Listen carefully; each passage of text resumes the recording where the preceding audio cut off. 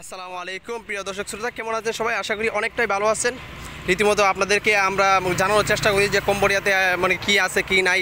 তারপরে আমরা আসলে সবসময় আপনাদেরকে সবসময় চেষ্টা করি যে কম্বোডিয়া আসলে আপনারা কী করবেন না করবেন। এখন আজকে একটি গুরুত্বপূর্ণ বিষয় নিয়ে আমি আজকে আসছি, সেই বিষয়টা আপনারা অবশ্যই দেখতে পাবেন। আমি আসছি আসলে কম্বোডিয়াতে। আমরা এখন মানে আমি যাইতেছি আর কি যে মানে অস্ট্রেলিয়া এম্বাসির কাছে।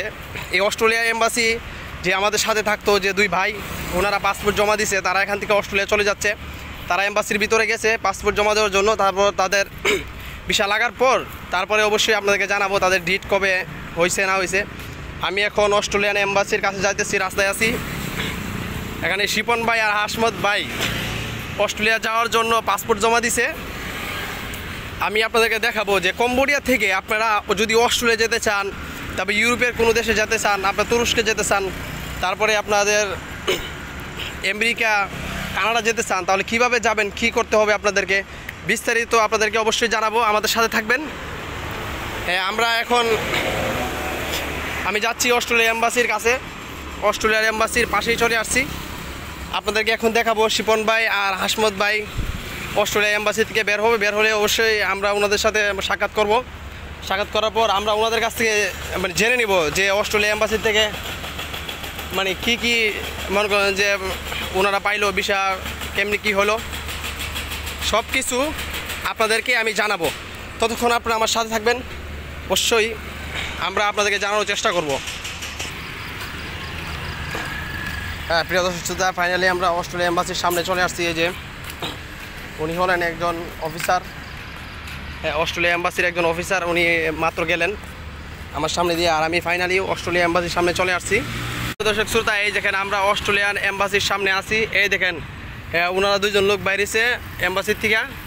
হ্যাঁ দর্শক শ্রোতা, আপনাদেরকে বলছিলাম যে অস্ট্রেলিয়া এম্বাসি থেকে দুজন লোক বের হয়েছে। এই যে শিপন ভাই আর হাসমত ভাই, ওনারা এম্বাসির মধ্যে আপনার যে পাসপোর্ট জমা দিয়েছে মনে হয় এক সপ্তাহ আগে। ওনাদের কাছ থেকে আমরা সাক্ষাৎকার নিচ্ছি, একজন করে আমরা সাক্ষাৎকার নিব যে ওনারা কীভাবে ভিসা দিল বা কীভাবে ভিসা পাইলো, কীভাবে মানে কেমনি কী করলো। আসসালামু আলাইকুম ভাই, কেমন আছেন? ভালো আছেন? আলহামদুলিল্লাহ ভাই, আমি ভালো আছি। আপনি কেমন আছেন? এই যে আলহামদুলিল্লাহ ভালো আছি। আচ্ছা ভাই, আমরা মানে শুনছি এবং জানতে পেরেছি আপনারা নাকি অস্ট্রেলিয়া যেতেছেন। অস্ট্রেলিয়ায় যাইতেছি, পাসপোর্ট জমা করছি এক সপ্তাহ আগে, ঠিক আছে। হ্যাঁ, এখন আজকে মোটামুটি ডেট দিছে যে কয়দিনের ভেতরে ভিসা পাবেন।